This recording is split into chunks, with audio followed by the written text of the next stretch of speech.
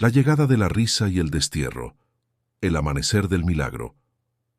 El silencio de la incredulidad había sido roto, no por un trueno, sino por un llanto.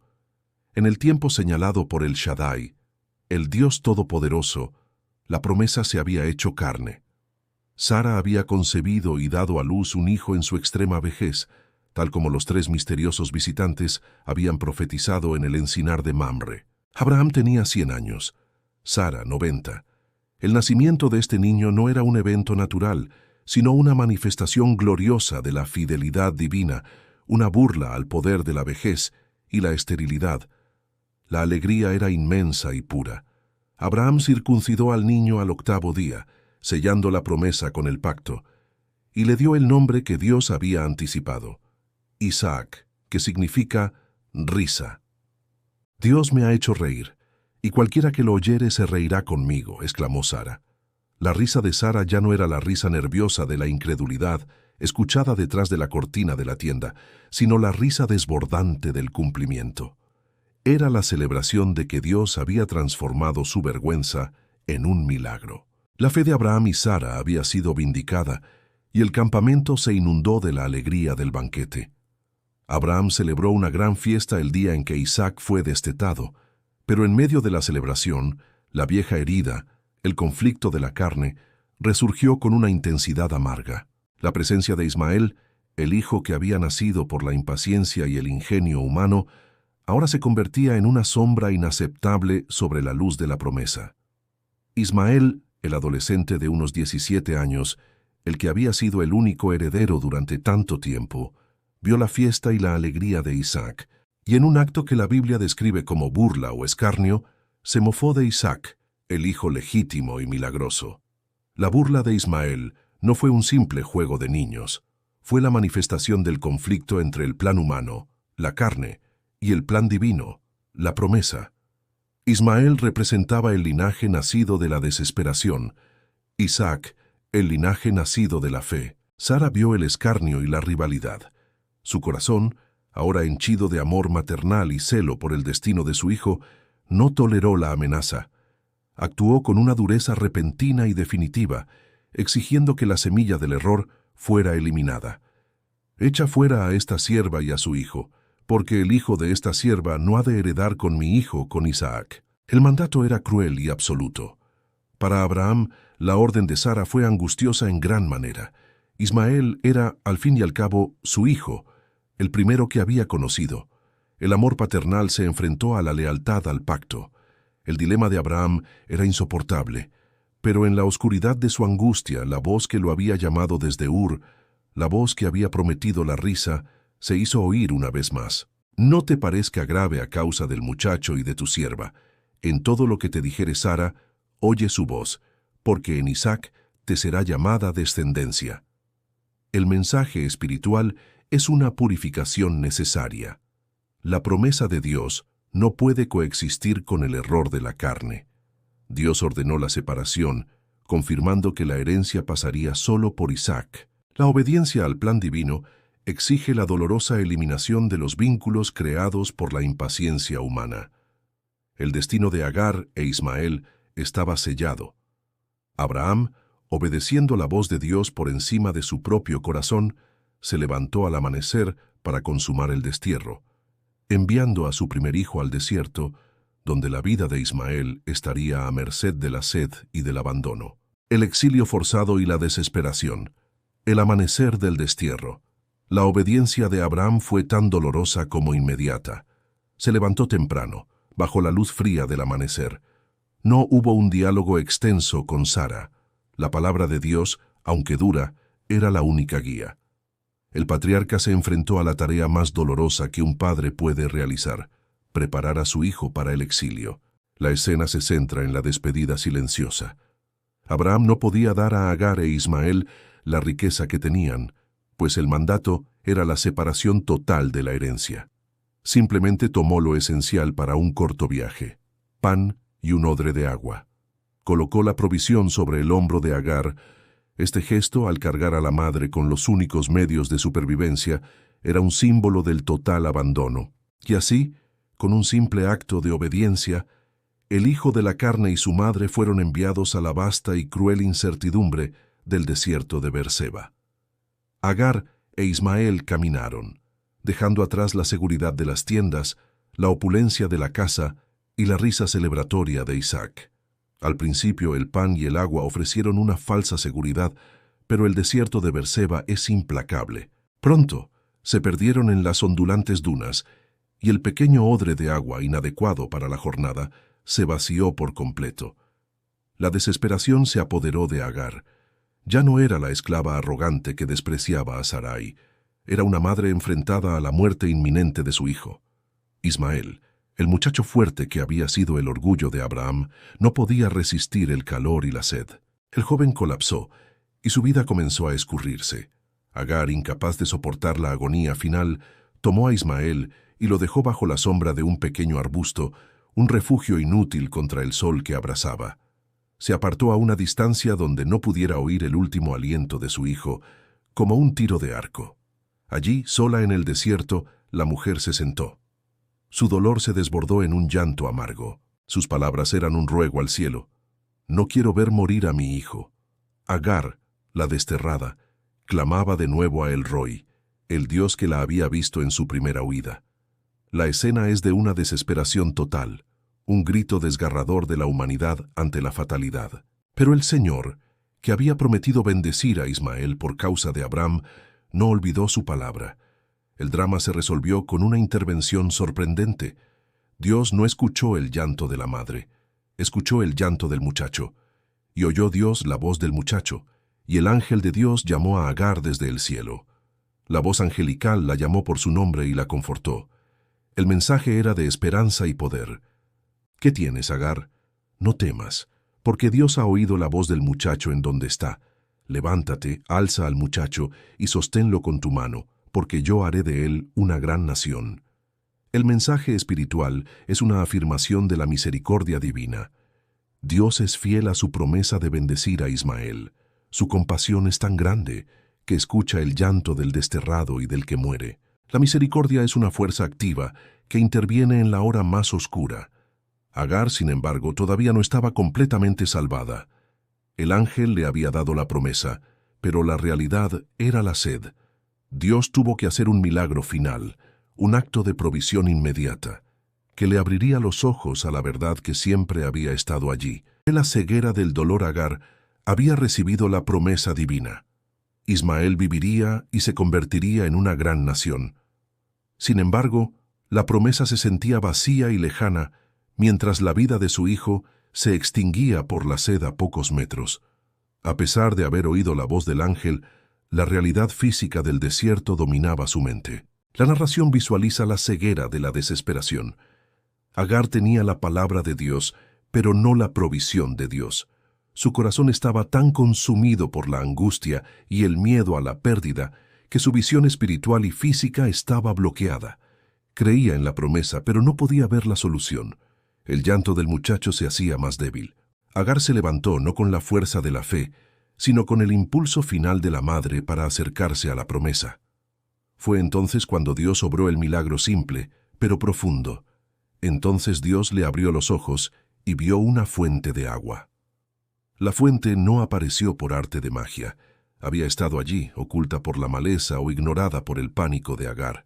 El milagro de Dios no fue crear el agua, sino abrir la visión de Agar para ver la provisión que ya existía. La providencia de Dios es a menudo invisible hasta que Él nos da la gracia de verla. Agar corrió al pozo, llenó el odre vacío con el agua viva y regresó para dar de beber a Ismael. La vida regresó al muchacho y la promesa se hizo tangible en el agua fresca. El mensaje espiritual es una enseñanza fundamental sobre la providencia. El pozo de Dios está siempre cerca de nuestra necesidad, incluso en el desierto. La fe es la certeza de que Dios ya ha provisto. El milagro de Dios es abrir nuestros ojos para ver la fuente de vida que está al alcance, pero que nuestra angustia nos impide reconocer. Una vez restaurada la vida de Ismael, el relato avanza. Dios estuvo con el muchacho. La narración enfatiza su crecimiento en el desierto, convirtiéndose en un hombre libre y autosuficiente. un arquero. Ismael, el asno montés profetizado, vivió a la altura de su destino. Él habitó en el desierto de Parán, y su madre, para asegurar su futuro y su linaje, le buscó una esposa de su propia tierra, de Egipto. El linaje de Ismael, el hijo de la carne, quedó claramente separado física y geográficamente del linaje de Isaac, el hijo de la promesa. La profecía se cumplió, de él nacería una gran nación. Mientras la vida de Ismael se consolidaba en el desierto, Abraham en Canaán gozaba de un período de paz y seguridad. El juicio sobre Sodoma había limpiado la llanura. Abraham, ahora en Berseba, estableció un pacto con el rey Abimelec, el mismo que había reprochado a Abraham en Gerar, sobre un pozo que Abraham había cavado y que el rey había intentado reclamar. Este acuerdo fue un pacto de paz y honestidad, y en él Abraham nombró el lugar Berseba, pozo del juramento o pozo de los 7. Abraham plantó un tamarisco en Berseba, un árbol de sombra y duración, y allí invocó el nombre de Jehová Dios eterno. Por primera vez en la vida de Abraham, hubo una sensación de plenitud y seguridad terrenal después de la turbulencia. Abraham estaba en paz. Tenía a Isaac a salvo, a Ismael bendecido y un pacto de paz con el mundo. Estaba en el punto de máxima satisfacción humana. Y fue entonces, cuando su fe había sido confirmada y su gozo era completo, que Dios decidió irrumpir con una voz que pediría lo inimaginable, poniendo a prueba el corazón del patriarca hasta el punto de la ruptura. El período de paz y la prueba de la alianza, el viento de la calma. El campamento de Abraham se había establecido en Berseba. El ambiente era de profunda serenidad. La promesa se había cumplido en el nacimiento de Isaac, el milagro viviente. La amenaza del linaje de la carne, Ismael, había sido removida por orden divina, y la seguridad terrenal estaba garantizada por el pacto sellado con Abimelec en el pozo del juramento, Berseba. Abraham, el padre de multitudes, estaba en el punto de máxima satisfacción. Su vida parecía completa. Tenía un hijo, riqueza, reconocimiento y, sobre todo, paz. Llevaba años en esta calma, viendo crecer a Isaac, el muchacho en quien se centraban todas las esperanzas de la nación prometida. El amor de Abraham por Isaac no era simplemente paternal, era el amor por la promesa encapsulada. Isaac era el eslabón vital que conectaba a Abraham con su destino. Era, literalmente, el objeto de toda su fe y obediencia de los últimos 25 años. La fe de Abraham había sido probada en el hambre, Egipto, en la incredulidad, Ismael, y en la separación, Lot. Pero la prueba más difícil no es la necesidad, sino la prosperidad y la seguridad prolongada. Cuando la vida es segura y el gozo es tangible, Isaac, la fe corre el riesgo de descansar en la bendición en lugar de en el dador de la bendición. Abraham amaba a Isaac con un amor que, para ser perfecto, debía ser puesto bajo la soberanía de Dios. El mensaje espiritual es una verdad dura. La fe más profunda no se prueba en la necesidad, cuando no tienes nada, sino en la plenitud, cuando tienes todo lo que has anhelado. Dios permite los tiempos de prueba más grandes cuando estamos en nuestro punto de máxima satisfacción, para asegurar que nuestro amor primario esté dirigido hacia Él y no hacia sus regalos. Un día, después de un largo período de silencio divino, de calma ininterrumpida y de la rutina apacible de la crianza de Isaac, la voz se hizo escuchar de nuevo. Esta vez, la voz de Dios no vino para confortar o prometer, sino para demandar lo inimaginable. La irrupción de la voz rompió la paz de Berseba como un rayo en un cielo despejado. El llamado fue directo y personal. Abraham. El patriarca respondió con la misma disposición de siempre, sin saber que esta respuesta sellaría su destino. Heme aquí. El mandato inimaginable. Entonces, Dios pronunció la orden que constituye la prueba más grande jamás registrada para un hombre de fe. La orden fue estructurada para golpear con la máxima fuerza emocional. Toma ahora tu hijo, tu único Isaac, a quien amas, y vete a tierra de Moria y ofrécelo allí en holocausto sobre uno de los montes que yo te diré. Cada palabra era un martillo que golpeaba el corazón del padre. tu hijo, el hijo que deseaste. Tu único. Aunque Ismael vivía, Isaac era el único de la promesa, a quien amas. El reconocimiento de Dios de la intensidad de su afecto. En holocausto, el sacrificio total, la aniquilación de la promesa. El conflicto es total. El Dios que había prometido un linaje a través de Isaac, ahora pedía que Abraham destruyera ese mismo linaje con sus propias manos. ¿Cómo podía Dios ser fiel si pedía la anulación de su propia palabra? La fe de Abraham se enfrentó a la noche más oscura de su alma. La pregunta de Dios desafiaba toda lógica y amor paternal. Pero Abraham, el hombre del pacto, no vaciló. Se levantó temprano a la mañana siguiente, sin consultar a nadie, ni siquiera a Sara, para emprender el viaje de 3 días, que lo llevaría a la cima de Moria, un viaje de fe que terminaría en la muerte o en la providencia. Antes de continuar con la historia, no olvides suscribirte y dejar tu like. Así seguiremos creando, inspirando y compartiendo más historias que toquen el alma. La voz en la noche y el viaje silencioso. El desafío a la lógica. La orden de Dios había resonado en el corazón de Abraham con la fuerza de un juicio, una prueba que superaba cualquier otra. El Dios que había intervenido con plagas para proteger la semilla de Isaac antes de su nacimiento, ahora demandaba que esa misma semilla fuera destruida por el fuego del holocausto. El conflicto de Abraham era absoluto. En su mente debió debatirse la pregunta: ¿cómo puede Dios ser fiel a su promesa de hacer de mí una gran nación a través de Isaac si me pide que lo mate? La lógica y el amor paternal gritaban no. La voz de la fe, forjada en 20 años de obediencia, susurraba sí. Esta noche no hubo intercesión, como por Sodoma. No hubo súplica, como por Ismael. Solo hubo obediencia silenciosa. Abraham entendió que esta prueba era para su corazón, no para su intelecto. Abraham no consultó a Sara. ¿Cómo podría un padre pedirle a la madre del milagro que aceptara la aniquilación de la promesa? La fe más profunda es a menudo un camino solitario, donde el creyente debe cargar el peso de la decisión sin el consuelo humano.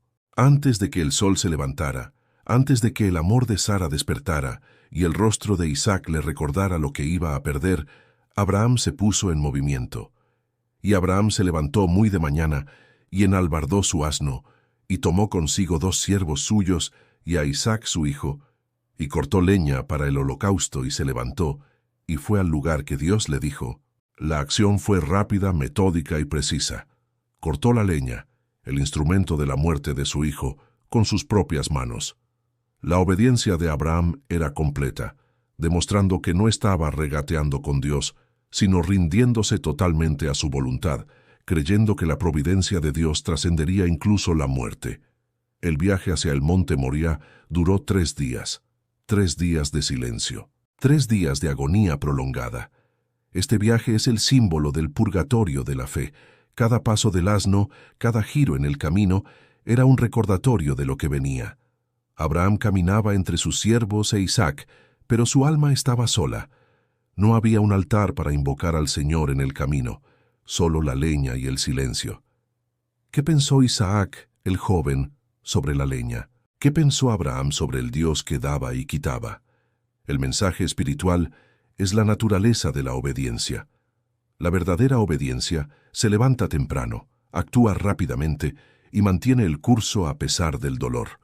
La fe, en su expresión más pura, camina hacia lo desconocido, Moria, confiando en que Dios no puede mentir, aun si el cumplimiento de la promesa pasa por el valle de la muerte. Al tercer día, Abraham alzó sus ojos y vio el lugar a lo lejos. Era la señal. El momento de la verdad estaba cerca. El patriarca detuvo el asno y dejó a sus 2 siervos con una instrucción que era una profunda declaración de su fe. Esperaos aquí con el asno, y yo y el muchacho iremos hasta allí, y adoraremos, y volveremos a vosotros. Abraham mintió a sus siervos, pero dijo una profunda verdad profética sobre su fe. Él creía en la resurrección. Creía que si Dios le pedía matar a Isaac, Dios lo resucitaría, porque la promesa de la nación tenía que cumplirse a través de él. Abraham tomó la leña y se la puso sobre los hombros de Isaac. Él tomó el fuego y el cuchillo. Los dos, padre e hijo, la esperanza y la promesa, emprendieron la subida final. Isaac, cargando la leña de su propio sacrificio, rompió el silencio con una pregunta inocente, una pregunta que cortó el corazón de Abraham más que el cuchillo que llevaba en la mano, obligándolo a hacer una profecía de fe, la fe en la oscuridad y la profecía del Cordero. Padre e hijo se separaron de los siervos y comenzaron el ascenso a la cima del monte Moría. La narración visualiza la imagen icónica y desgarradora. Isaac, el hijo de la promesa, cargaba sobre sus jóvenes hombros la leña destinada a su propia inmolación. Abraham llevaba el fuego y el cuchillo. El silencio fue abrumador, roto solo por el sonido de sus pasos sobre la tierra. Isaac, sintiendo la solemnidad del momento y la ausencia de un elemento crucial, rompió el silencio con una pregunta que se ha convertido en el corazón de la fe. «Padre mío». Abraham, con la garganta anudada y el alma envuelta en oscuridad, respondió con la ternura forzada por la obediencia: «Heme aquí, hijo mío». Isaac miró la leña que cargaba, y luego miró el fuego y el cuchillo que su padre llevaba. Su pregunta era lógica e inocente. «He aquí el fuego y la leña, mas ¿dónde está el cordero para el holocausto?». Esta simple pregunta confrontó a Abraham con la totalidad del dilema. El amor paternal gritaba la verdad. La fe le exigía una respuesta que solo podía ser una profecía. Abraham, con una firmeza que solo podía provenir de la convicción de la resurrección, dio la respuesta que resonaría a través de los siglos. No mintió. Declaró la certeza en la providencia de Dios. «Dios se proveerá de cordero para el holocausto, hijo mío». Esta no fue una simple evasiva, fue la declaración de fe más grande en la vida de Abraham. Al decir «Dios se proveerá», Abraham estaba afirmando que incluso si mataba a Isaac, Dios tenía el poder de suplir el cordero. Implícitamente estaba diciendo: «Dios tiene una provisión para esta calamidad, ya sea un animal o la resurrección de mi propio hijo». El mensaje espiritual es el poder de la creencia radical. La fe de Abraham no era la fe de un final feliz, sino la fe de un final de Dios. Él creía que Dios, que había dado vida a una matriz muerta, podía restaurar la vida de un cuerpo quemado. La verdadera fe confiesa la providencia de Dios, Jehová Jireh, incluso cuando la evidencia física, el cuchillo y la leña, apunta a la muerte. Isaac, confiando en su padre y en su fe, aceptó la respuesta y continuaron la subida. Finalmente, llegaron a la cima del monte que Dios les había indicado. La vista era panorámica, pero el foco estaba en el pequeño espacio donde se llevaría a cabo el sacrificio. Allí, Abraham comenzó el trabajo final. Edificó un altar con las piedras del monte, dispuso la leña que Isaac había cargado y preparó el lugar. Y entonces llegó el momento de la verdad. Abraham tuvo que revelar la terrible verdad a su hijo. Abraham se acerca a Isaac, con el rostro marcado por las lágrimas contenidas. Después de la revelación, no hubo resistencia. Isaac, el hijo de la promesa, se sometió. Abraham tomó a Isaac, lo ató y lo puso sobre el altar con el cuchillo reluciendo sobre el fuego, listo para consumar el sacrificio que probaría si su amor por Dios era mayor que su amor por su bendición. Este evento es conocido en la tradición judía como la Akedah, la atadura. El acto de atar a Isaac simboliza la sumisión total de la promesa al dador de la promesa. Abraham no solo estaba dispuesto a dar la vida de su hijo, estaba dispuesto a destruir su propio futuro y su propia razón de ser como padre de multitudes. Su obediencia era total, sin reserva ni posibilidad de escape. El sacrificio de Isaac no era un fin en sí mismo, sino un medio para revelar la fe de Abraham. La fe había superado el amor, la lógica y el mandato biológico de la supervivencia del linaje. Abraham extendió su mano. En ella, el cuchillo brilló bajo la luz del sol. El sonido de la leña al crujir, el olor del fuego ya encendido y el silencio de la sumisión de Isaac crearon el clímax de la fe. El patriarca alzó el cuchillo. Su corazón se rompió, pero su voluntad permaneció firme. Estaba listo para asestar el golpe, para demostrar que su amor por Dios era incondicional, que Dios valía más que la promesa misma. En el instante preciso, cuando la mano de Abraham se movía hacia abajo para cumplir la orden, Cuando la fe de la humanidad estaba a punto de ser probada más allá de sus límites, una voz irrumpió del cielo. «Abraham, Abraham». El llamado fue urgente, potente, rompiendo la concentración del patriarca. Abraham respondió con el mismo «heme aquí» de la obediencia total. El ángel de Jehová detuvo el acto. El cuchillo quedó suspendido a milímetros de Isaac, una imagen de la obediencia perfecta que fue interrumpida por la gracia. No extiendas tu mano sobre el muchacho ni le hagas cosa alguna, porque ya conozco que temes a Dios, por cuanto no me rehusaste tu hijo, tu único. El mensaje espiritual es la victoria de la fe. El propósito del sacrificio nunca fue la muerte de Isaac, sino la revelación del corazón de Abraham. El ya conozco fue la culminación de la prueba. Abraham demostró, más allá de toda duda, que él amaba al dador de la promesa más que a la promesa. Su fe había sido purificada en el fuego de la obediencia. El peligro había pasado. Isaac estaba a salvo. Pero el altar no podía quedarse vacío, y la profecía de Abraham, Dios se proveerá, tenía que cumplirse de una forma tangible.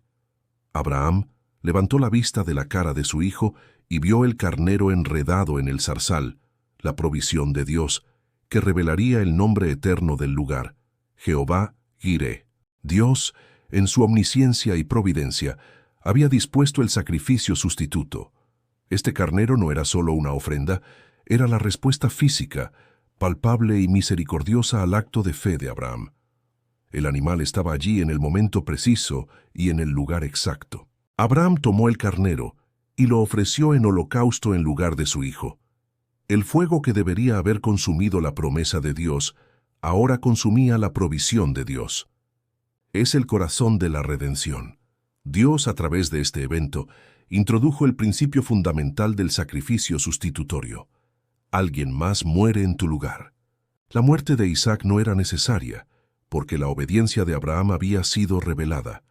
El carnero se convirtió en la prefiguración de la provisión final de Dios.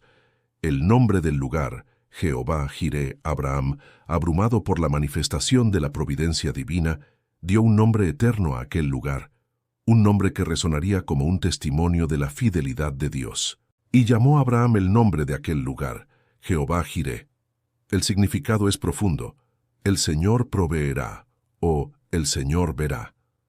Este nombre no se refería a la provisión material, sino a la provisión para la necesidad espiritual más profunda. Dios provee la salida cuando la obediencia nos lleva al punto de la muerte.